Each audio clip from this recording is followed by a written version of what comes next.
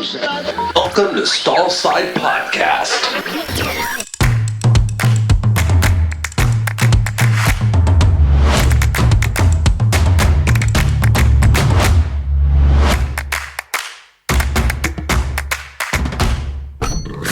Okay, welcome to Stallside, and today we have the privilege of Canada's finest exports since Anne Murray, Celine Dion and Justin Bieber.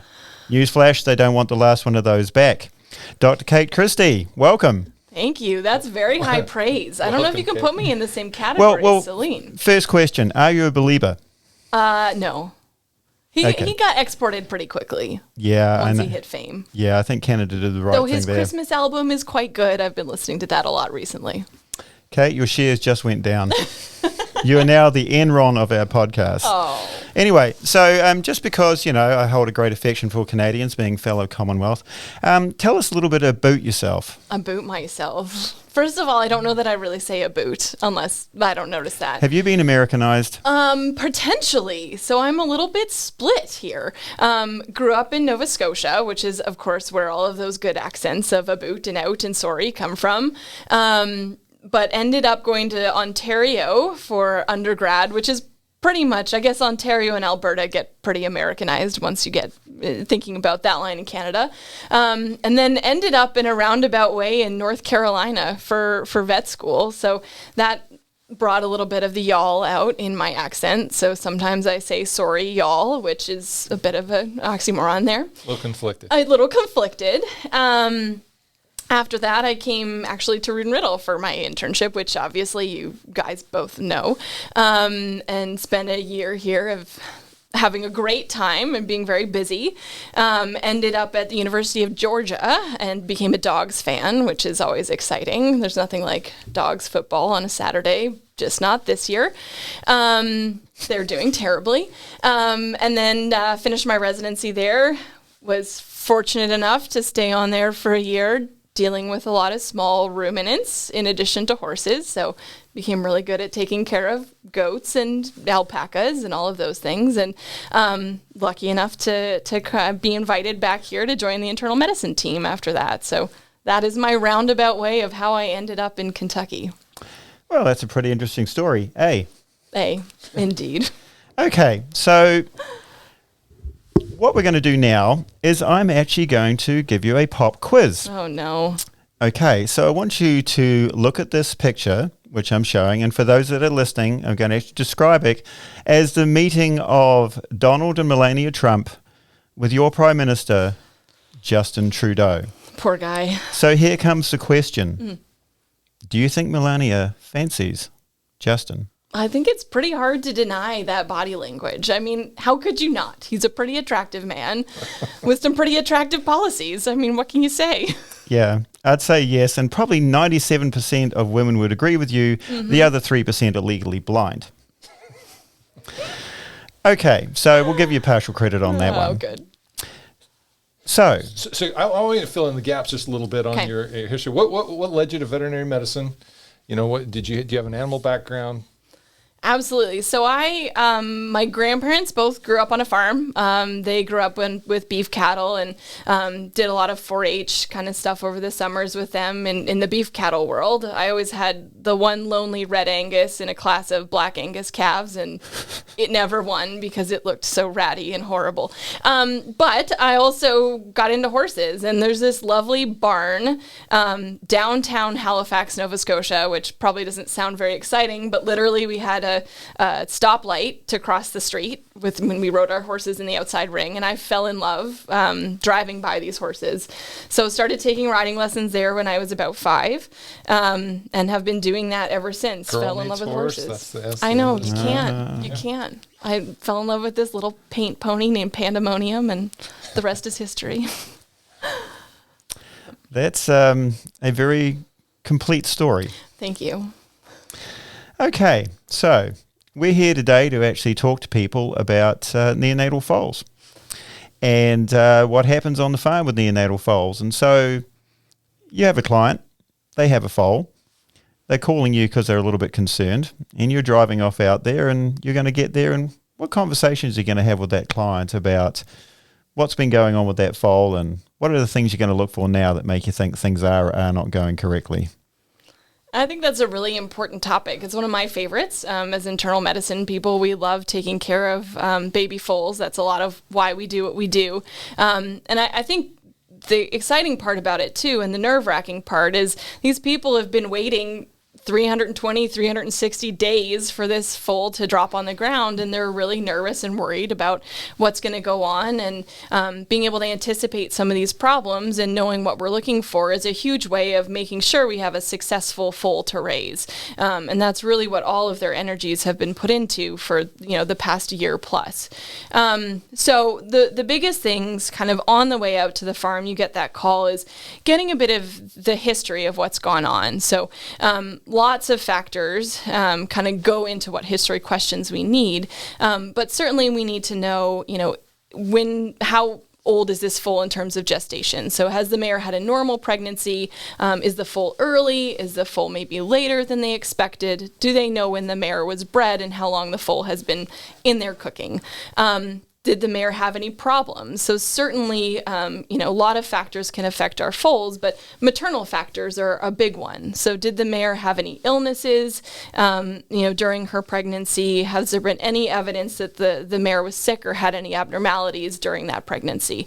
And that can really help prepare us as we're going out of what we may be, coming across once we get to the farm. I think that's a really important point you raise, is because the production of that foal, it's continuum from the time of conception till the time the foal's delivered. And I don't think a lot of people consider the mare in the equation, and they think that they're just going to have this foal and everything's going to be fine. And they just don't look at the mare and sort of see the problems that potentially could have come about.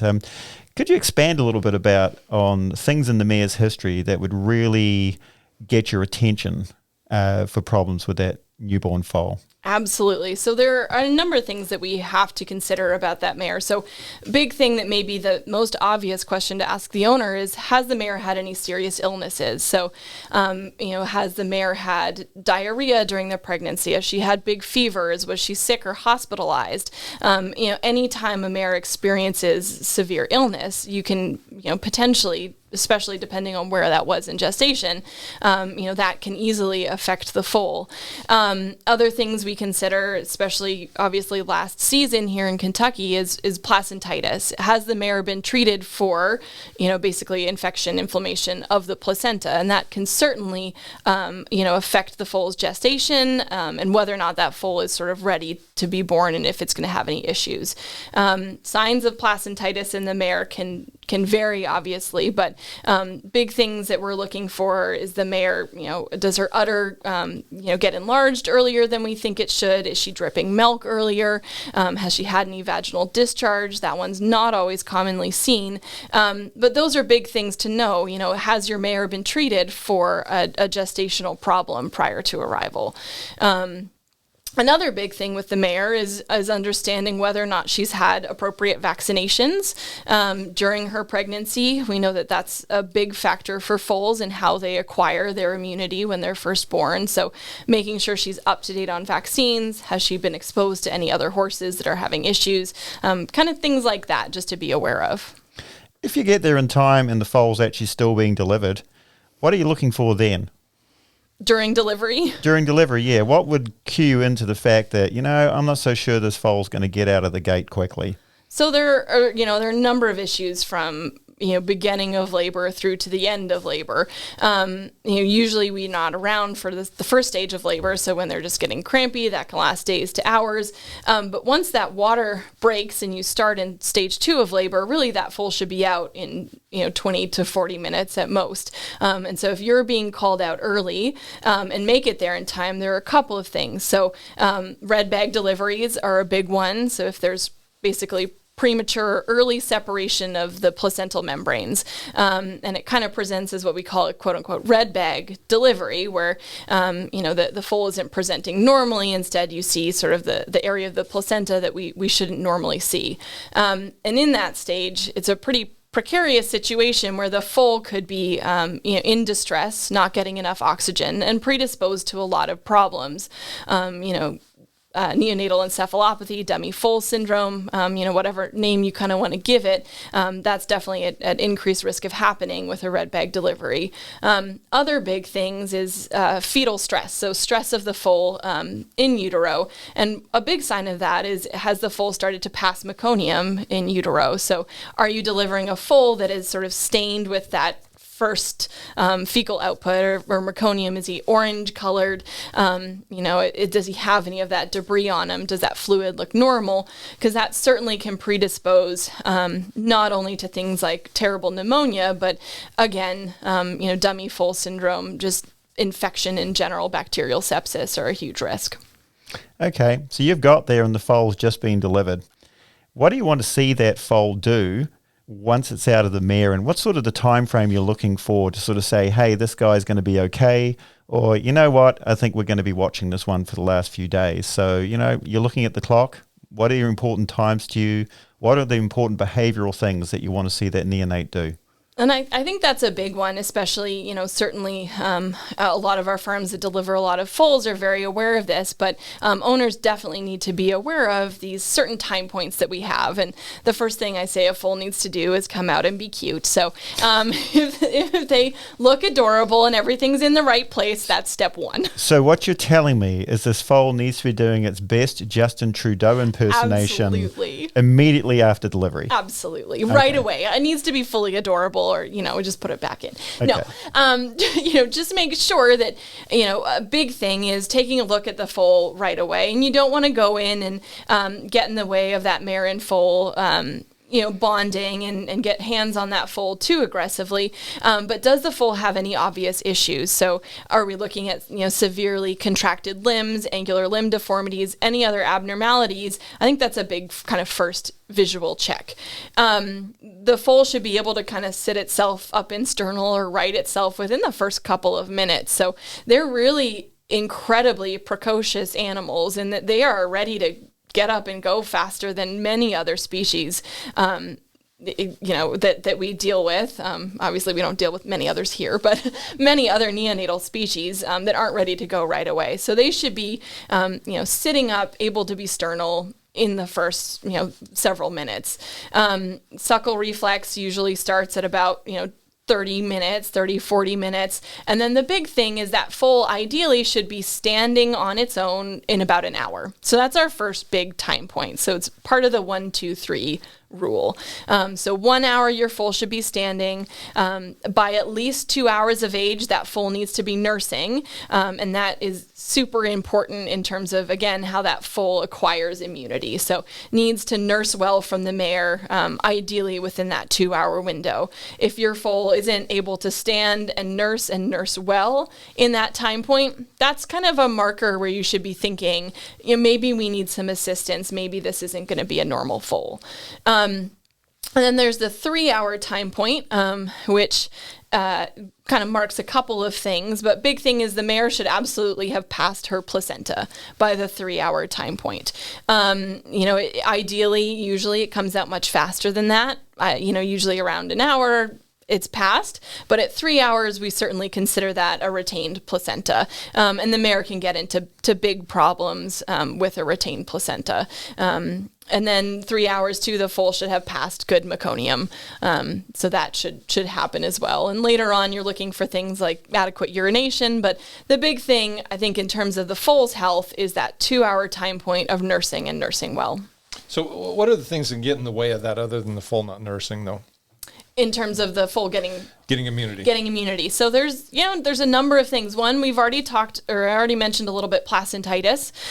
So dripping milk prematurely is a big thing, and that first milk, or that colostrum, is really what gets the foals their immunity. So it's chock full of all of the antibodies that a foal needs. Unlike in humans, where we do pass some antibodies through the placenta, foals depend entirely on that colostrum for immunity. So when they're born, we call them immunocompetent, basically meaning they can form an immune response to bacteria or viruses or whatever they're presented with, but they're immunonaive. So they haven't been exposed to any antibodies. They don't have anything to protect them. They have to make it all on their own at that point. Or get it from mom's colostrum. And so the big thing is that mare needs to have good quality colostrum. If we've been dripping milk for a number of weeks, odds of that colostrum still having antibodies and still being high quality is pretty low. And certainly you can measure the colostrum with a special tool called a Brix refractometer, not super important, but that can help us tell whether or not the quality of that colostrum is good. The mare also has to let the foal nurse, so that's another big thing. Appropriate bonding is really important to let that foal nurse, and the mare could outright reject the foal. Luckily, not super common, but absolutely could happen. A lot of maiden mares or mares that have issues with discomfort with the foal nursing could absolutely chase that foal away and not allow it to nurse properly. So those are all other big things to think about as well. I think that's a really good point that you raise about keeping watch, but keeping out of the way. Yep. Because the temptation is to just get your hands there on that foal and get the foal used to, pull the foal away from the back of the mare to the front of the mare and just generally interfere. Foal's born, it's attached to the mare by the umbilical cord. What's your take on how that should be handled? Should you break the cord? Should you let the cord break itself? Are you a fan of clamping the cord? What does Kate like to do? Ooh, everyone's going to answer that differently, potentially. I guess I'm a big fan if everything is going well, we're looking at a normal foaling, the mare is doing well, she's not, there are certainly situations where she's just foaled and she's rolling all over the place and there's a danger that the foal could be injured. And that's a big thing we don't want. But if she's laying there quietly, foal is still attached to the umbilical cord, everything's going well, my preference is for her to stand up and have it break naturally. That's the best way to make sure that foal is getting all of that good cord blood as long as we can, that the umbilical stump breaks in the appropriate place, and is going to heal up and close appropriately. So that's my ideal world, is the mare just lovingly stands up and it breaks. Yeah, don't be ashamed of that opinion, because I agree totally. Good. Mother Nature's been doing this a whole lot longer than we have. And so, yeah, you're right. If everything's going okay, don't do anything to interfere. That normal. I'm having a rest after I've had my foal. I stand up, cord goes snap, foal stands up, everything's good. When do you clamp it? I guess there are a couple of times that you would. So certainly for dystocias or difficult births that we see in hospital where, the mare either has to be placed under anesthesia to help get the foal out, the foal's a C-section. There's not a natural way to kind of help break those and get the foal out quickly and safely. So in those cases, we milk as much of the cord blood in as you can, but you want to get that foal out quickly because that foal could easily be in distress and have issues. So that is a situation where we do end up clamping it. Certainly if the mare is in distress or it breaks and there's a lot of hemorrhage from that cord is when you consider going in and clamping it. Ideally, it's kind of clotted off and they stand up and there's no bleeding, but there's certainly times where you might need to clamp it. Yeah, I think you hit the nail on the head there. If everything's going normally and there's no interference and it's a mare that's actually tolerant of the foal being there, just leave it alone. But you're right. A mare's going to get up, run away, snap it off early, or you quite absolutely bring the point out that if there's anything wrong with the delivery of that foal and we think it's compromised, like you're talking about red bags, yep, you've absolutely got to get that foal out of there and get working on it. It just won't have the time to naturally calm down. So you called it this foal, and it actually seems to have done everything okay initially. What are your thoughts on umbilical care that can be done on the farm by the owners and the managers, and what should they be looking for over the first 4 to 5 days? The initial period, everything may look like it's going okay, and then sometimes at that 2 to 3 day mark, things start to take a little bit of turn for the worse. What things are going through your mind as a veterinarian, and what's the things that people should observe? What would you want to know when you're actually driving out there to have a look at this foal? What are the important things of the history, and how should we apply first aid in that situation? And the toughest things about these little guys is you're absolutely right. They could look perfect, gorgeous. Everyone's excited. We've posted it on Facebook. There's a beautiful foal. We're all happy for the first 24, 48 hours. And then things can really take a turn. Absolutely. And just like with any other neonatal species, they're at risk for getting sick quickly and getting into a dangerous spot, maybe more so than our adult horses. So there are a number of things we have to keep an eye out for, and a number of problems that can present in the neonate. So I guess some of the biggest things that I consider as problems in that early neonatal period are, and we alluded to it a little bit already, but neonatal encephalopathy, dummy foal syndrome, whatever you kind of want to call it, is classically what we think of as the foal does well for the first 24 plus hours and then kind of backs off of nursing, isn't nursing as well, maybe is searching for the udder but not finding the udder appropriately, maybe going through episodes where it's lethargic and difficult to rouse, but other moments it kind of looks okay, starts nursing on the walls. These are all things that can show up in that delayed period, so that delayed 24, 48 hour period. And big, a dummy foal, or again, a neonatal encephalopathy foal, can certainly come from a normal pregnancy, normal delivery, everything else goes fine. And we can't explain 100% why it's happening. But there are some things that clue us in that maybe we're at a bigger risk for that. So those red bag deliveries, again, we've mentioned a couple times, premature births, so foals that are born early, and something else we call dysmature foals, or they just don't look at the appropriate maturity for the day that they're delivered. Those are kind of the bigger factors of potential increased risk for those foals. So that's a big one to keep an eye out. We've chatted a little bit about colostrum, how important that is for immunity, but one of the biggest reasons is to protect that foal from a naturally pretty dirtier environment than some other animals live in.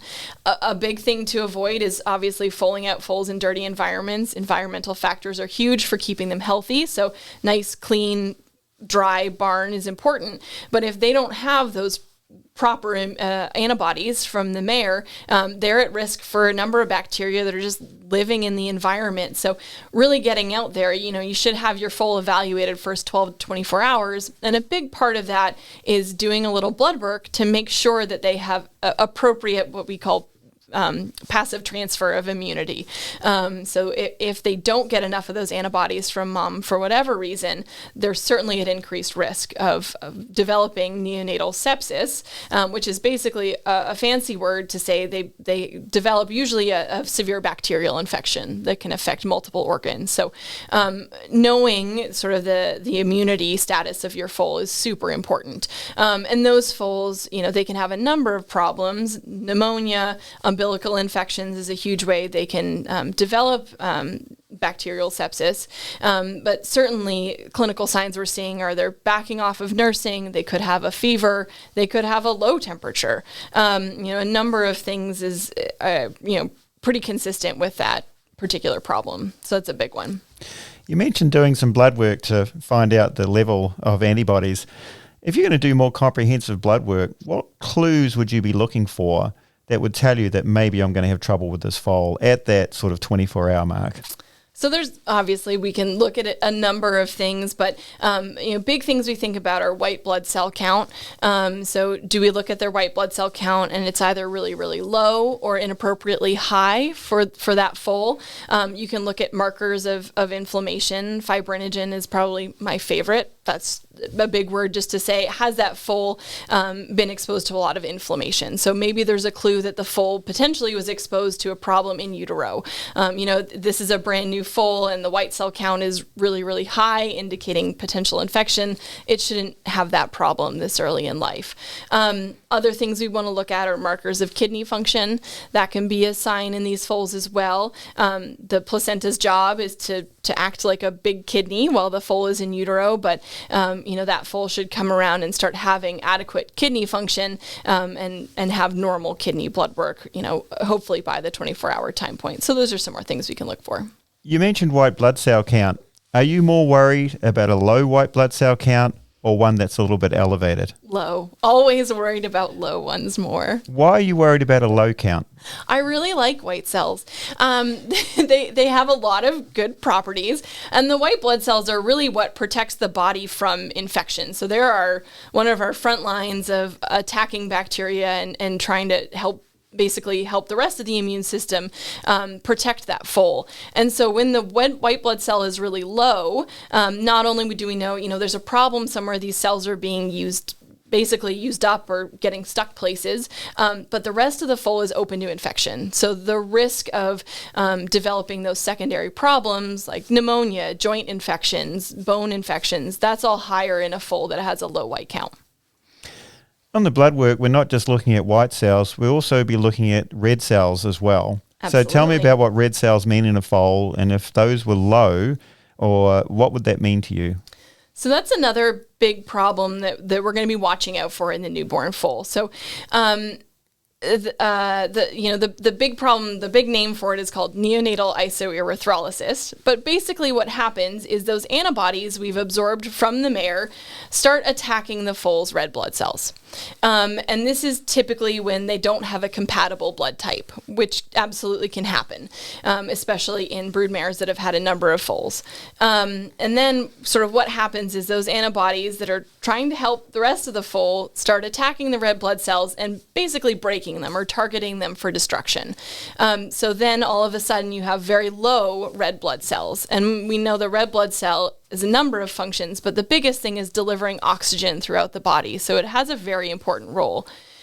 Those foals will become lethargic. And the big thing that sometimes we'll notice is that they will turn yellow, basically, from the breakdown products of those red blood cells. So those antibodies are destroying the red blood cells, or targeting them for destruction, and they're releasing sort of this yellow pigment into the body. And those foals will get really yellow gums, really yellow eyes, the sclera, the white part around their eyes will turn yellow. And those are big things to watch out for. And I think the biggest thing with foals that experience this problem often need very critical care, frequently require a well-matched blood transfusion, which can be hard to accomplish depending on where you are. And then that mare in the future has a risk of having this issue again with the next foal. So the big thing is making sure the next season we follow the appropriate steps. That's a pretty significant problem. Yep. How can your clients actually get ahead of that? I mean, what things can they do to anticipate this problem? And should this pregnancy show signs that there's going to be an issue, how can you manage that foal in the first few days to actually get past this period? So luckily, when it happens, it's a big problem, and the foal again needs really critical care. But luckily, it's a problem we can avoid if we know it's coming. So again, the big way the foal gets these antibodies that then go on to potentially harm the red blood cells is through nursing that colostrum. And so if you've had a mare that's had a foal with this problem in the past, sometimes just a blanket say the foal is not going to get colostrum from this mare. So prevent the foal from nursing off the mare. So usually either place a muzzle before the foal's able to nurse to still allow them to bond, but provide it with an alternative source of antibodies that's not coming from that mare. And eventually, as you're milking out this mare, getting rid of that antibody-rich colostrum, the foal's GI tract kind of closes and we're no longer able to absorb those antibodies. Usually within the first 24, 48 hours, we can let that foal start nursing again without complication, because they're not going to be absorbing those antibodies, that are going to harm the red cells. A way of kind of knowing this prior to that foal being born is you can also test the mare's blood to see if she has any specific antibodies against red cells. And certainly we do that as a screening tool on a lot of the farms to make sure that we can anticipate this problem before it happens. So I've never actually treated a jaundice foal. Never? Never. Really? No, because we screen so much. Because we do that every mare in my practice. Yep. Yeah. So is that common outside of Lexington? Do most people do that or not? I would say 0% of cases I saw at Georgia did it. If that gives you an example. Not that we have a huge breeding place, but I wouldn't. I mean, I'm certain in big breeding areas it's very common to do, but I don't know how often people are screening for NI. But there's breed factors too, right? Absolutely. Yeah, thoroughbreds. Thoroughbreds are... Yeah, being so much worse. But I put this in the category of mother was always right, and an ounce of prevention is worth a pound of cure. Absolutely. Yeah, because we're I don't know what our actual percentages are, but it's 3-4%, right? Or positive? Yeah. It's actually quite high, but it's high enough that it's high a big enough It's problem. very yeah, and we have the occasional foal that turns up, but you know they haven't been screened. So you've really impressed upon people listening how important it is for these foals to get adequate antibodies. Yeah, I said that like 8 times, I think. Yeah, I hadn't picked up on that. And so there's specific diseases that you may want to protect this foal from. Absolutely. In the early period of life. And, these antibodies sound like they're very important. So what's another way we can actually get these antibodies into these foals early on? Their antibodies are great. Have we talked about that yet? Yeah, I think you might have mentioned it once or Just twice. making sure. I mean, other than those poor foals that have NI. So there's a number of ways. So I talked about really briefly about the GI tract closing. But a big thing is that foal, the way it absorbs those antibodies from the milk is across the GI tract. Basically, those antibodies get across those cells into the bloodstream and we're good to go. The foal's GI tract is only open for a small period of time. So this is why we say it's so important for that foal to nurse and nurse well with good quality colostrum within 2 hours. By the time you're hitting 6, 8, 12 hours of life, they're not going to be absorbing as well. Certainly, if you're in that very early period and you have a weak foal who can't nurse, and you're in that early several hours of age time point, having your veterinarian come out and pass a nasogastric tube and give them high quality colostrum is something that you can do within that small time window. Now, if we're looking at a foal who's 24 or even 12, 24 hours of age, we've missed that time point. So giving colostrum orally, basically through the tube is not going to help that foal acquire enough antibodies because of that factor. So intravenous plasma is the biggest way that we have to help them. So that is concentrated, glorious, beautiful, shiny, yellow, magical, expensive, basically hyper concentrated antibodies. So from donor horses that has a really compact amount of antibodies in it. And there's a number of different plasmas that can be tailored to specific problems that we might have on certain farms. So diseases that come to mind are rhodococcus, clostridium. You can have basically hyperimmune plasma to a number of those different diseases that can help on specific farms if you've got issues. So that's probably the biggest way. And, with certain diseases that are endemic in certain areas and with certain foals, it may just be standard, to give intravenous plasma early on, just to make sure that they are covered. Okay, you've mentioned about problems with the foal being delivered and potentially affecting its mentation. You've mentioned about problems with white cells and red cells. Any other things in that initial period where you would be concerned? You touched on some orthopedic issues earlier with foals with leg deformities. Any other orthopedic issues potentially that could arise in a newborn foal? Certainly, there are a number of them, and especially our premature foals are very prone to having very lax tendons or loose tendons. So oftentimes their toes will flip up in the air. They're kind of be walking on their fetlocks. That can often improve just with time and exercise and strengthening. Contracted limbs can be a bit more of a problem. So if they're bent or stuck in a certain position, stretching those back out can be very difficult, and also presents an increased risk for that foal getting in trouble while being born. Risk of dystocia is going to be higher in those foals that don't have perfectly shaped legs. So I think those are the kind of biggest two. Certainly angular limb deformities, where the horse's leg kind of splays out or bows in a little bit. A lot of those will correct with time, and it's kind of unfair to judge the newborn foal if they're not too extreme, on how wobbly they look. They'll kind of improve over time. Yeah, it always amazes me how large a foal a mare can actually deliver. Yeah. But talk to me about rib fractures. Oh, the bane of my existence. Rib fractures are definitely something that we can see, and a lot of it comes from, again, how big these foals are and how they're tight area they've got to be squeezed out of to be delivered. We do see probably an increased number in dystocias that have to be sort of manually assisted. But rib fractures can be either a non-issue or a huge problem, I guess is how I'd categorize them, depending on where they're located, how many they are, kind of what the rest of the foal looks like, I guess. What do you think you would see in a situation where this foal does have rib fractures? It seems to be that even, you mentioned with the stoches, but there's plenty of foals born that just have them. They have them, and nobody's intervened. The foaling looked to be going perfectly normally. Yep. The foal had all of its landmarks initially. What's going to be an indication that there may be a bit of a problem? So a lot of it is that first initial foal exam. So part of our initial foal exam is really feeling or palpating all of those ribs to make sure they all feel like they're in the right spot. And not all of these fractures can be easily felt the first day. It may be that, the second day there's more of a little, what we call a click, or basically you run your hand down the rib and you can feel part of it having that fracture line. In more extreme cases where you have multiple fractured ribs, you might even get an area of the chest that's completely depressed. So sort of looks misshapen.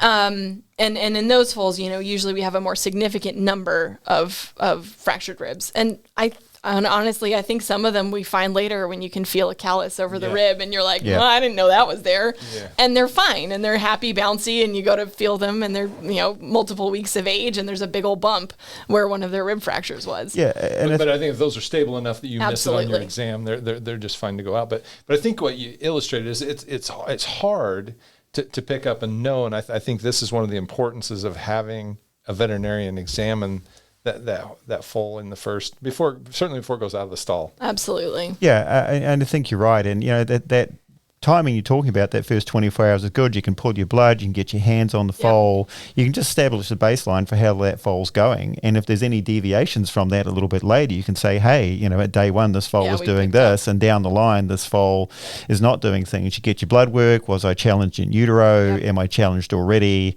All of those things really do hinge on that first examination. And, to take your point on the rib fractures, Bart, I think they're non-displaced or they're green stick. They're only partial fractures and they're stable, they're not a problem. And then you run your hands down the foal's chest, it may just move a little bit and that hurt me. And it just causes you to have a closer look. And to Bart's point, just look at them before they come out of the stall. No, but Kate's right. I can't tell you the number that I've done insurance exams or whatever at 30 days and you palpate them, there's a couple big old bumps. And there's absolutely no way of detecting those by you just can't see them in sort of the imaging that you'd use in a field situation or just by your physical exam. So there's a couple of things that, just if I could back up just a little bit, there's a couple of times that you want to balance exercise from stall rest in these immature, dismature foals. Sure. Can we talk about that a little bit? Absolutely. So we touched a little bit on, with the joint laxity or those loose legs. We want to get them as much exercise as possible. But those premature foals are also at risk of another problem. And that big problem is that the bones of, their hocks and their knees kind of calcify or become bones later than a lot of the other structures of the body. So we can have immature ossification, which is just a fancy way of saying they haven't gone from cartilage to full bone. And at that point, if they're not formed properly, they're at risk of developing issues with those bones. So if they're getting too much exercise, those bones could not form properly. They could develop what we call crush injuries, basically wedging or malformation of those bones because of too much exercise when they're newly forming, and have significant issues with lameness in the future, with arthritis, with performance potentially. So any premature foal that we have, sick foal that we have, a lot of the time we'll take x-rays of those specific joints right off the bat, especially in hospital we're seeing really early foals, really sick foals, and they're at increased risk of this problem. And what we do know is certain levels of ossification can affect their performance long time. So if these foals are born, they need to be athletes, but they don't have any of those bones formed at all, it may not be a best outcome for foal and owner going forward. Yeah, this really hammers home the point that you really need to know the mare, know her normal length of gestation or what she's done previously, because that's going to give you a really good indication of whether that foal's ready for delivery. And so that's something I always want to know is, don't tell me when she was supposed to have the foal. Yep.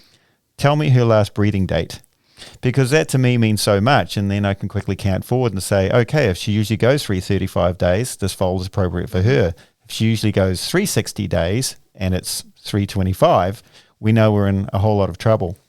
So once we've got past that initial period and this foal is sort of 7 to 14 days of age, what sorts of things should people be looking for at that time? This foal by now will have got over these issues that you've talked about, or they haven't been a factor, be well associated with the mare. It'll be producing high volumes of milk feces, high volumes of urine because it's drinking so much milk. Yep. What's going through your mind in about 7 to 14 days and someone says, hey, doc, that foal's got some diarrhea. Should I be worried? That's when the cute's worn off, by the way. Yeah, absolutely. That's when they get a little dangerous and less cute. They've been kicked a couple of times. They're just not good. So once they go from their little feet. They sharpen their little feet, yeah. So they're going from the cute to the semi-dangerous time. But now I have diarrhea. So what do you tell your client then? What are you looking for? What makes you worried? What makes you say, hey, this is just part of growing up? So there are a couple of things that can cause diarrhea in our new foals. And I think the biggest one is, foal heat diarrhea is a common one that we think of and probably everyone's heard of. Just that foal adjusting the flora that are within the GI tract as it's, eating mom's poop, doing all those other fun things that foals like to do, really establishing the healthy bacteria in their gut. And they certainly go through a period of having some diarrhea at that time. I think the big thing with those foals to note is, although they may have diarrhea, they are bright, they are nursing well, they don't have fevers, they otherwise look like very robust, happy foals.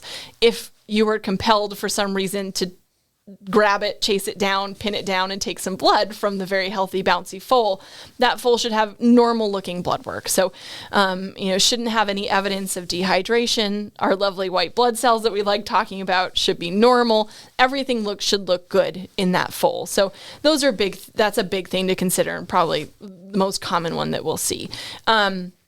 But there is another subset, of course, that could have developed an infectious cause of diarrhea. And the big thing about those foals that are that age group is that they are very much so still at increased risk of getting very sick from what may otherwise be, a self-limiting problem in another horse. So those are the foals that, again, are going to have blood work that looks abnormal. They're going to be sick. They're going to back off of the nursing. They may have a fever. They may have a low temperature. All of those things kind of clue us in that this foal could actually be very sick. And unlike our adult horses that develop diarrhea, these foals are actually at risk of developing sepsis again. So bacteria can leak across the GI tract, get into the bloodstream, and wreak havoc on the rest of the body. So again, the lungs, it can seed in a joint and cause a joint infection, a bone infection. They're still at risk for that. So a sick foal with diarrhea is very different from an adult horse with diarrhea. How are you going to manage that sick foal with diarrhea on the farm? What things are you going to talk to your client about? What things can you do, and what things are beyond what can be done on a farm and would say, hey, it's time to refer it? It can be tough to manage these little guys. I think the biggest thing that we get behind on are their fluids. So they can pass a large amount of diarrhea and get pretty behind on fluids. And sometimes in these foals, nursing actually makes the diarrhea worse. So nursing is where they get all of their fluid, and mare's milk has a lot of water content in it. So they get all of their hydration basically from nursing. And in lots of cases, getting that milk down there, trying to digest it unsuccessfully is going to make your diarrhea worse. So in those foals, sometimes we need to back them off of nursing, prevent them from nursing. But if you're doing that, you really have to have them on fluids. And depending on how sick that foal is, that certainly is accomplished across Kentucky on the farm with intravenous fluids, intravenous catheters, managed very closely. But it can be really challenging if that foal isn't responding well on the farm. So if it's not perking right back up, it's not looking brighter, the diarrhea is not resolving in your 48 hours, or if it's just getting sicker. So if it's getting really behind on fluids, if it's recumbent for long periods of time, if it's showing other problems in other body systems, that's when you really need to say it needs to be somewhere on continuous fluids that have some basically energy or nutrition in those fluids, because the other thing we're missing out by holding them off of nursing, or if they're not wanting to nurse on their own, are all of those nutrients that foals really need to grow. So they have really high energy demands when they're little and growing, and unlike adult horses that can be off of feed for a number of days and be fine, that foal off of the mare is in a very precarious position, and needs some assistance getting nutrients. I think you raise a really good point there, and I don't think people really appreciate how little body stores they actually have. I mean, they're born with about 30 minutes worth of glycogen for energy. So, you know, your point you made before about getting up and getting on that mare is so important, because there is no gas in the tank. And they have to grow so fast that any period where they don't get nutrition, they're just going to fall apart, and they lose weight so quickly. And I always sort of say, you know, if that foal's gaining weight, I know I'm getting ahead. Yep. Regardless what the paperwork says, regardless what I think, if that foal is losing weight, I am losing. Yeah.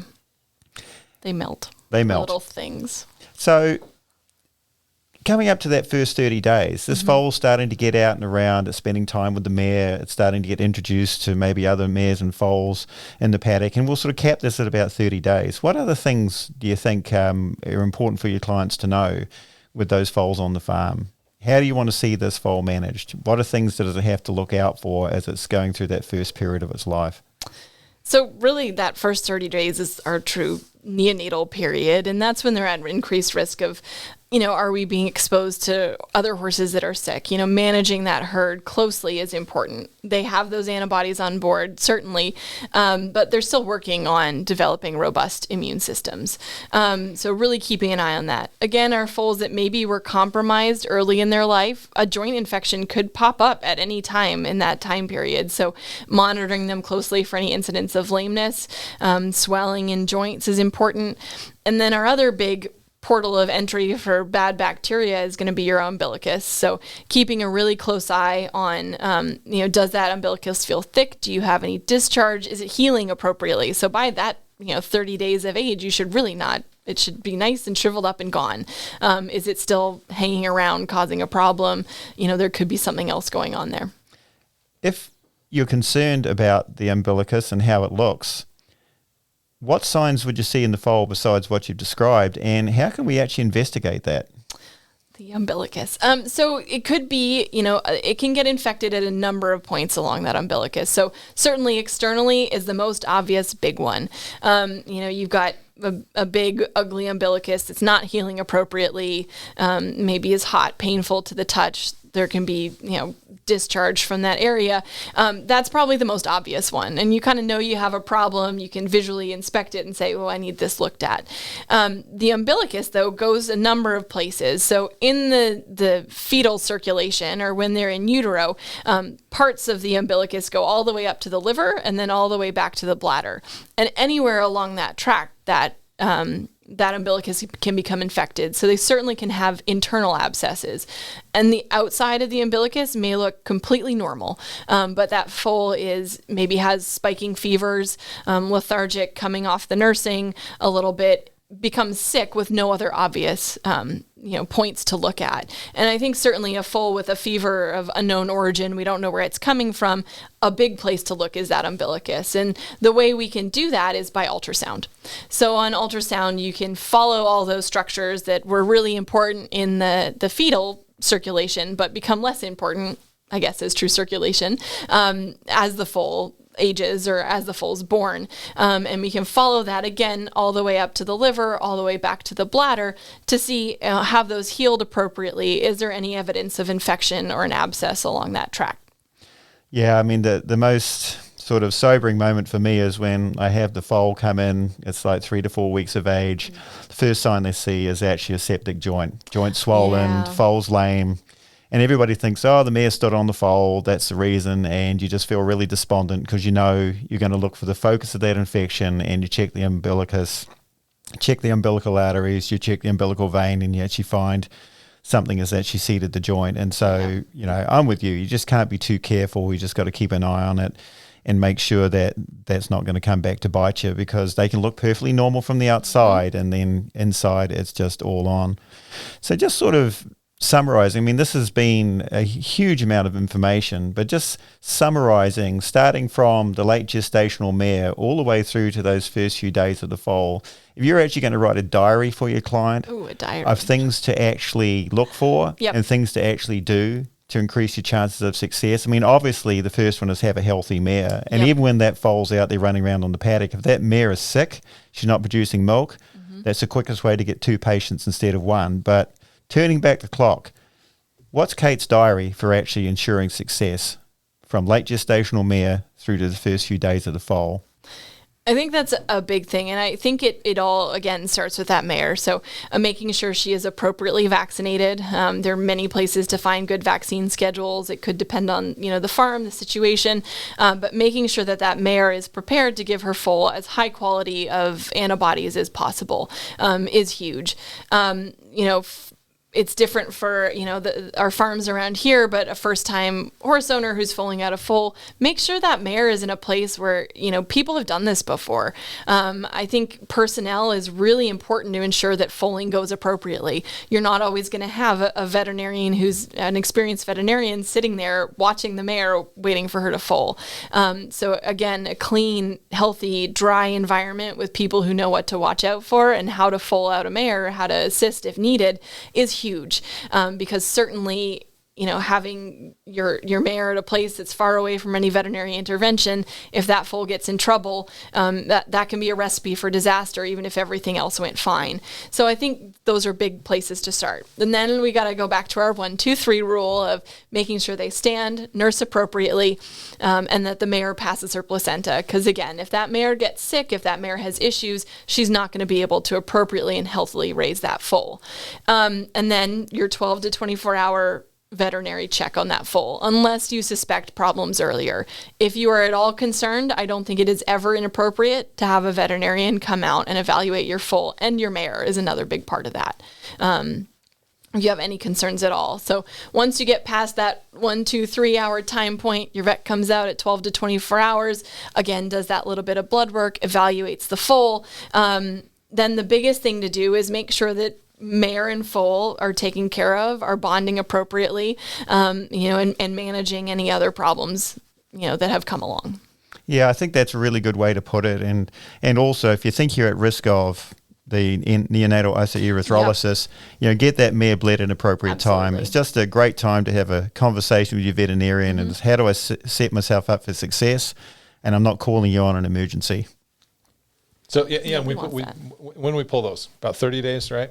Yeah, and usually, some of these mares, that come in here for full watch, you're wanting to make sure that you do them. Certainly that status could change, so we usually do them about every couple of weeks if they happen to be long-term stall or full watch mares here. Yeah. That's been great. Well, Kate, I think you've set everybody up for success. Hopefully. I only have one more question for you. What's the best poutine you've ever had? Oh, it comes out of this little food truck on the side of the road in Ontario with no markings on the outside of the van. So it's a little bit sketchy. But the French fries, amazing. Fried in duck fat, have to be. And then you have your selection of different kinds of gravy. But I think the most essential part of any poutine is the cheese curd. It can't simply be cheese put on top of fries and gravy because those are cheese fries with gravy. It has to be really salty, squeaky, high-quality cheese curd is really the important factor there. Okay, so if our listeners haven't worked it out, Kate's a little bit obsessive when it comes to poutine. Cheese curd is very important. And everything she does. I'm very passionate about cheese. Right. And so that's it. And thanks everybody for listening. Thank you, Dr. Kate Christie, for your wisdom. And we wish everybody happy and healthy foals. Yep, can't wait. Thanks, they're coming. Kate. No problem.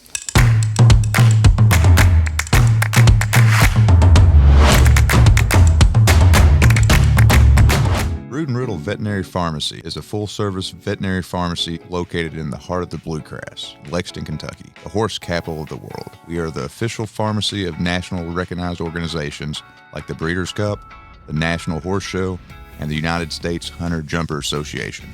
As a full-service veterinary-only pharmacy, we offer a multitude of options in care of your patients, giving you and your clients a little peace of mind in uncertain times.